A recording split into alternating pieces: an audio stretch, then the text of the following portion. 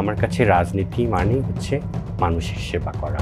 মানুষ আসলে আপনাকে কেন ভোট দিবে? রংপুরের মানুষ নতুন নেতৃত্ব চাচ্ছে। আপনার কি মনে হয় এবারের নির্বাচনকে ঘিরে আপনার মনে কোনো ধরনের শঙ্কা প্রশ্ন আছে কিনা? একজন প্রার্থী গুলিবিদ্ধ হলো, এরপর থেকে আমরা প্রার্থীরাও আসলে আতঙ্কের মধ্যে আছি। এরশাদ সাহেবের বাসায় যেরকম হামলা হয়েছে, আমি যদি নির্বাচনে অংশগ্রহণ করি আমার বাসাতে এরকম হামলা হবে। আপনার যারা সমর্থক রয়েছে তারা আপনার পাশে আছে কিনা? সকলেই তো আতঙ্কিত, এখন কার পাশে কে থাকবে? বাংলা নিউজের মাধ্যমে রংপুরবাসীর জন্য আপনার কোনো বার্তা আছে কিনা? জীবনটা আমি মানুষের উন্নয়নে উৎসর্গ করে দিতে চাই। সাম্প্রতিক ঘটনাবলী নিয়ে বাংলা নিউজের বিশেষ আয়োজন সমসাময়িকে আপনাদের স্বাগত জানাচ্ছি। আমি জাকারিয়া ইবনে ইউসুফ। আজকে আমাদের সঙ্গে স্টুডিওতে এমন একজন মানুষ যুক্ত হয়েছেন যিনি তৃতীয় লিঙ্গের একজন এবং সেই সঙ্গে রংপুর ৩ আসনে স্বতন্ত্র প্রার্থী হিসেবে প্রতিদ্বন্দ্বিতা করছেন। বলছিলাম আনোয়ারা ইসলাম রানীর কথা, যিনি গত নির্বাচনে প্রায় ২৩,০০০-এর বেশি ভোট পেয়ে চমক লাগিয়ে দিয়েছিলেন। রানী, বাংলা নিউজে আপনাকে স্বাগত জানাচ্ছি। আপনাকে ধন্যবাদ আমাকে আপনাদের স্টুডিওতে আমন্ত্রণ জানানোর জন্য।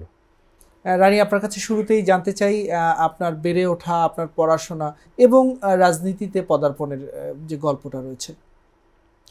আমার জন্ম রংপুরেই, সেখানেই বেড়ে ওঠা, সেখানেই পড়াশোনা, কর্মসংস্থান, চাকরি জীবন এবং এখন ব্যবসা করছি।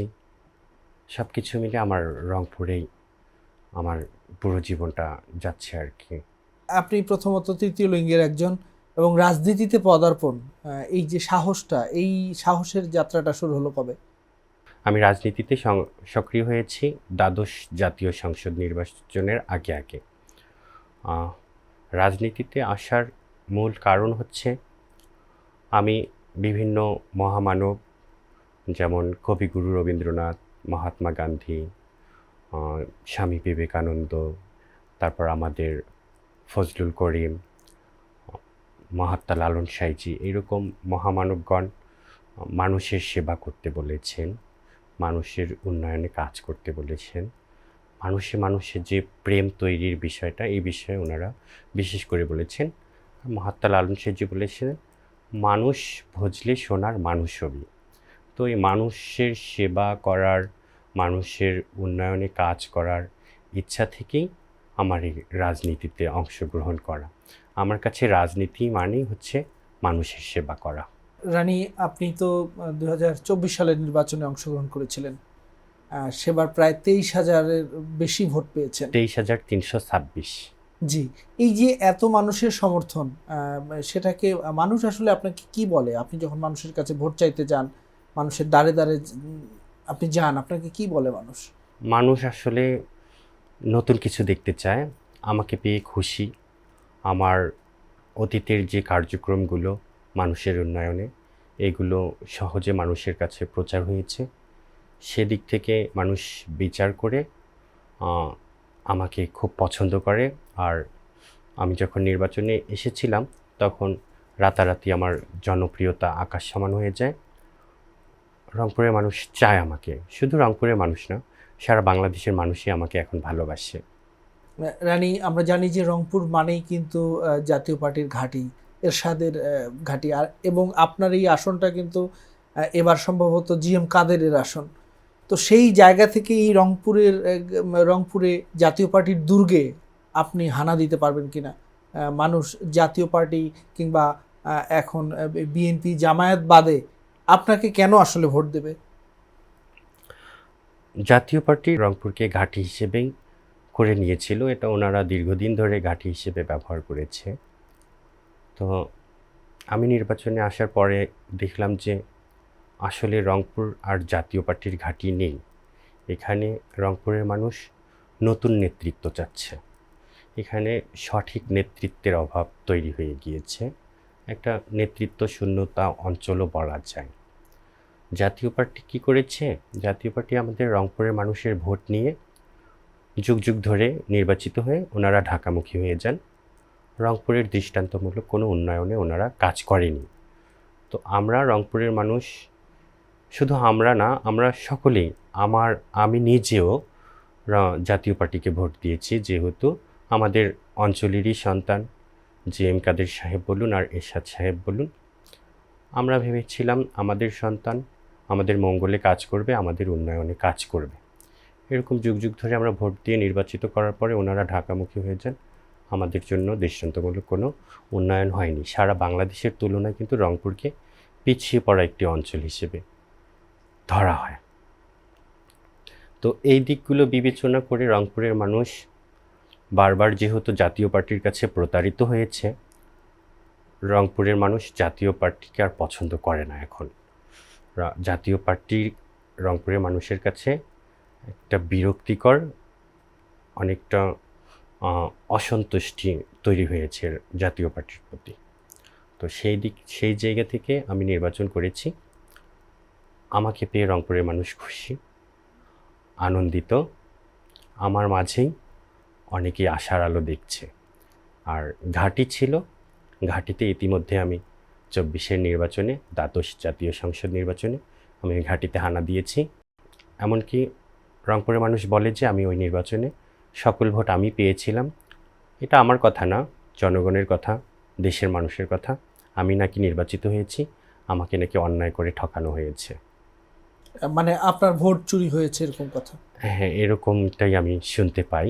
আর আমি যেটা দেখেছি নির্বাচনের দিন, জনপ্রিয়তাটা পুরো মাঠে আমার ছিল। আমি এর আগে আমাদের মেয়র সাহেব ছিলেন ঝন্টু, শরফুদ্দিন আহমেদ ঝন্টু সাহেব, ওনার সাথে নির্বাচন করেছি। আরও অনেক নির্বাচন দেখেছি। তো আমার মাঠটা এত সুন্দর জনপ্রিয়তা তৈরি হয়েছিল, আমি ইতিহাসে কখনো এত জনপ্রিয়তার মাঠ দেখিনি। আমি ভাবতেও পারিনি আসলে যে এত এত জনপ্রিয়তা তৈরি হবে। নির্বাচনের দিন সকাল থেকে সুন্দরভাবে ভোট কেন্দ্র, ভোট কার্যক্রম, ভোট অনুষ্ঠিত হলো। দুপুর 2টার পর থেকে আমার কাছে সবখান থেকে ফোন আসছে যে আপা আমাদেরকে বিভিন্ন কেন্দ্র থেকে আমাদেরকে বের করে দেওয়া হচ্ছে। কেন বের করে দেওয়া হচ্ছে, কারা বের করে দিচ্ছে? ওনারা বলছে আমার পোলিং এজেন্টদেরকে। আমার পোলিং এজেন্ট বলছে যে লাঙ্গলের লোকজন আমাদেরকে কেন্দ্র থেকে বের করে দিয়েছে।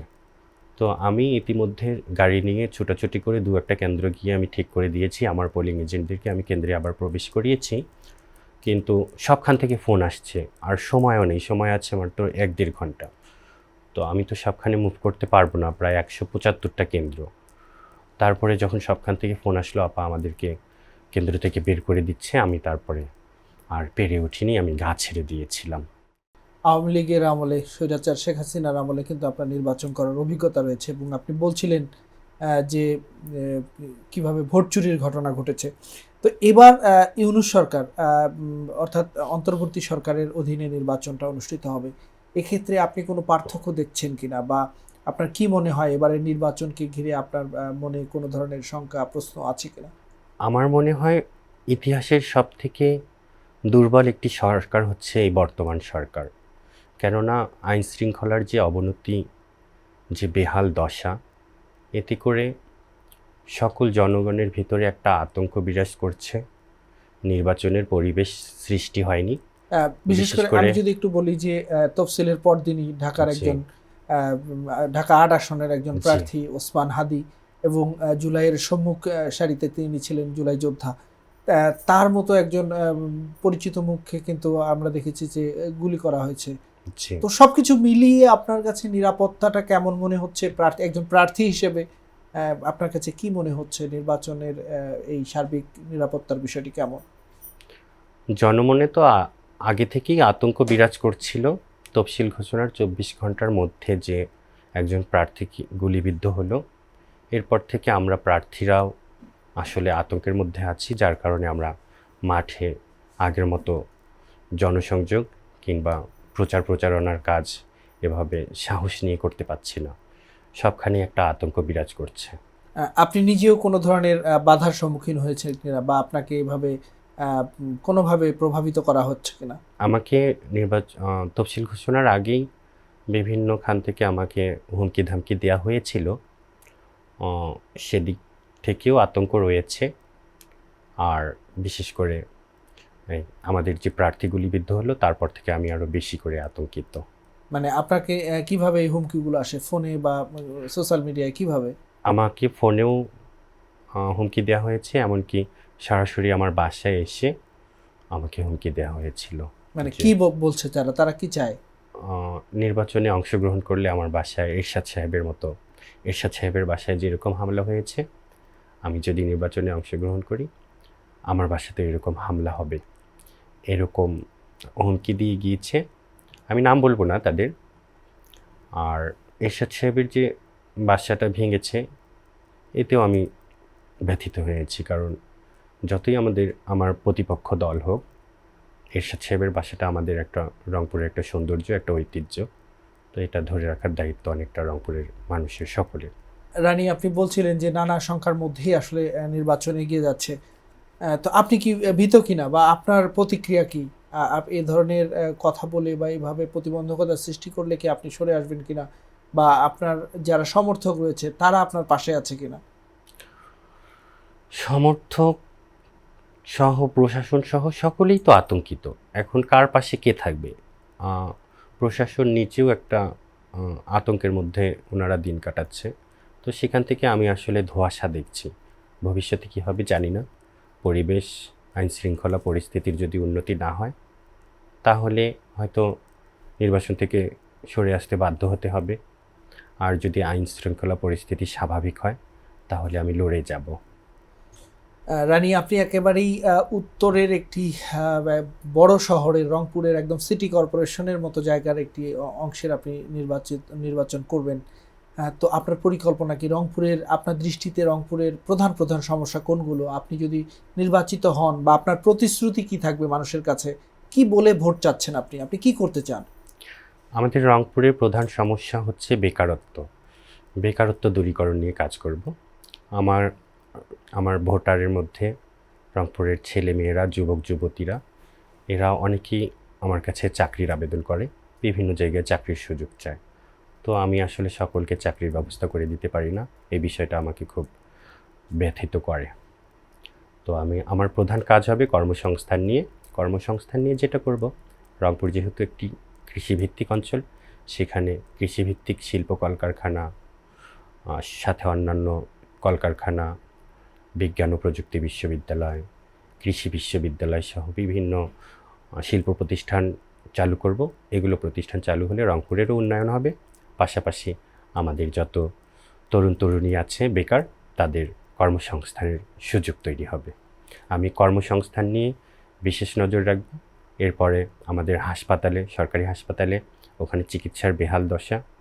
সেখানে চিকিৎসা নিতে গেলে রোগীর সাথে অসুস্থ হয়ে যায়, রোগীর স্বজনরাও রোগী হয়ে যায়।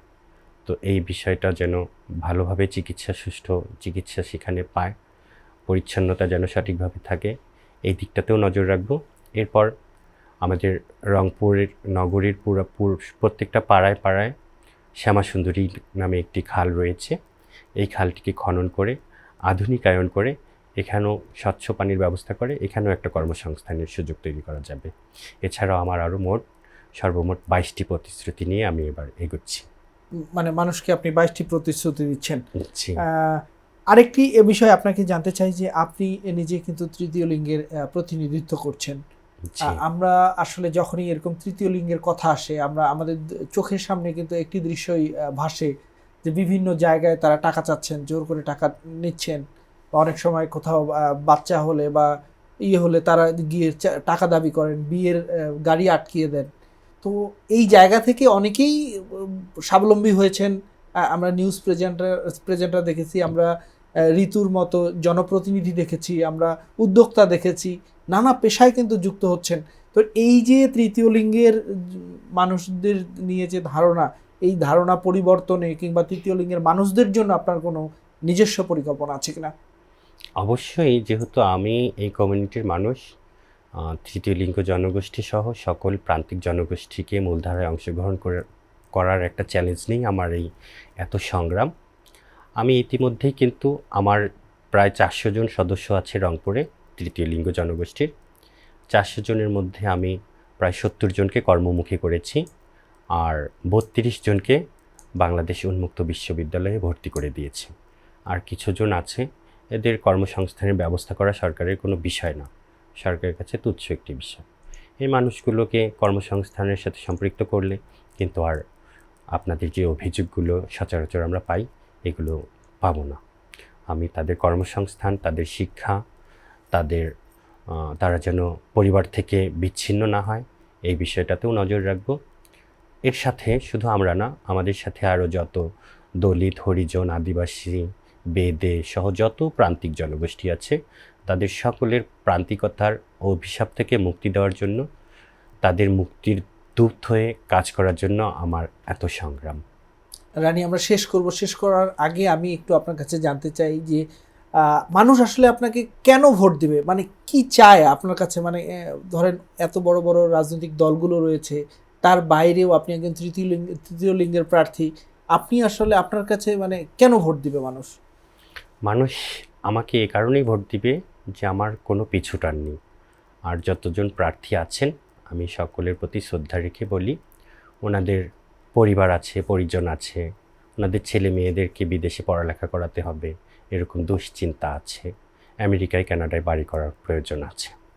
আমার কিন্তু ওই প্রয়োজনটা নেই। আমি কার জন্য করব? আমি একাই একটা মানুষ, যতদিন বাঁচব মানুষের উন্নয়নে কাজ করব, মানুষের সাথে মিলেমিশে যাব, মানুষকে ভালোবাসবো। আর আমার তো আমেরিকায় কানাডায় বাড়ি করারও দরকার নেই, ধানমন্ডিতে ফার্ম কিংবা উত্তরায় ফ্ল্যাট নেওয়ারও কোনো দরকার নেই। আমি যা করব মানুষের জন্য করব, যতটুকুন সরকার থেকে আদায় করতে পারবো আমাদের রংপুরের মানুষের জন্য এবং প্রান্তিক জনগোষ্ঠীর জন্য করব। এদিক থেকে বিবেচনা করেই মানুষ আমাকে ভোট দিবে। আমরা একেবারে শেষ পর্যায়ে রয়েছি। রানী, আপনার কাছে শেষ যে বিষয়টি জানতে চাই যে বাংলা নিউজের মাধ্যমে রংপুরবাসীর জন্য আপনার কোনো বার্তা আছে কিনা, আপনি তাদের উদ্দেশ্যে কি বলতে চান? রংপুরবাসীর প্রতি আমি সর্বপ্রথম কৃতজ্ঞতা প্রকাশ করি, কেননা আমার মতো একজন ছোট মানুষকে গতবার যেভাবে ওনারা ভোট কেন্দ্রে গিয়ে ভোট দিয়ে এসেছেন, নিজেদের কাজ ফেলে রেখে কিন্তু ভোট দিয়ে এসেছেন, এই জন্য আমি সারা জীবন কৃতজ্ঞ থাকব। আমি অনুরোধ করব, আমাকে একটিবার যদি ভোট দিয়ে নির্বাচিত করে তাহলে আমি আমার জীবনটা আমি মানুষের উন্নয়নে উৎসর্গ করে দিতে চাই। আমাকে একটিবার সুযোগ দেওয়ার জন্য আমি সকলের প্রতি অনুরোধ জানাবো। ধন্যবাদ রানী, এতক্ষণ বাংলা নিউজের সময় দেওয়ার জন্য। আপনাকেও ধন্যবাদ, সে সাথে দর্শক মণ্ডলীকেও ধন্যবাদ। সকলে ভালো থাকবেন, সুস্থ থাকবেন, সুন্দর থাকবেন। প্রিয় দর্শক, এই ছিল আজকের সমসাময়িক। এতক্ষণ আমাদের সঙ্গে ছিলেন রংপুর 3 আসনের স্বতন্ত্র প্রার্থী তৃতীয় লিঙ্গের আনোয়ারা ইসলাম রানী। আবারও হাজির হব নতুন কোনো দিনে নতুন কোনো অতিথিকে নিয়ে। ততক্ষণ পর্যন্ত ভালো থাকবেন, সুস্থ থাকবেন এবং বাংলা নিউজের সঙ্গেই থাকবেন।